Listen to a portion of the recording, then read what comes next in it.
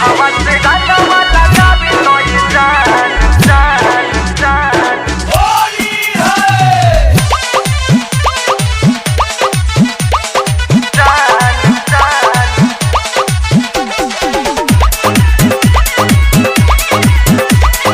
होलिया में चोलिया पटाखा डले बाड़ा, बोला बाबू कहाँ पिचकारी रखले बाड़ा, बोला ए बाबू बोला गलती से छूट गइल हो। होलिया में चोलिया पटाखा डले बाड़ा, बोला बाबू कहाँ पिचकारी रखले बाड़ा, मोरो अभी ले न लहंगा लूज भई बुझला। हवा से रंगवा लगावे तो ये जान जान जान।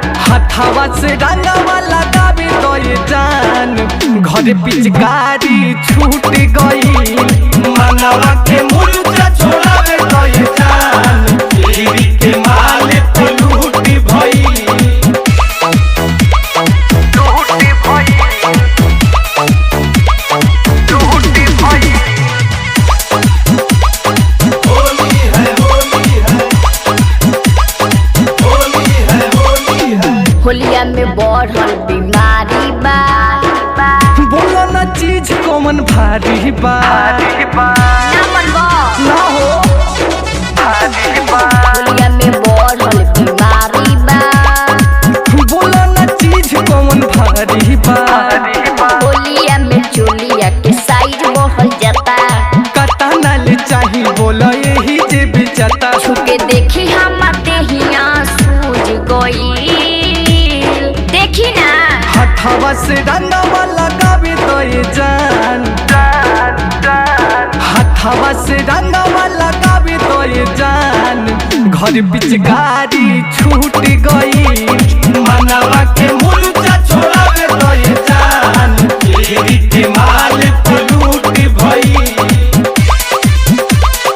लूट भई लूट भई।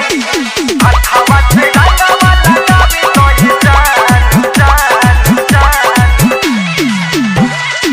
डाले वाला ये तो ना हो, धन कुटे वाला ई का हो बोला बोला बतावा ए रानी का हो डाले वाला ये तो ना हो, काहे धन कुटे वाला ई का हो।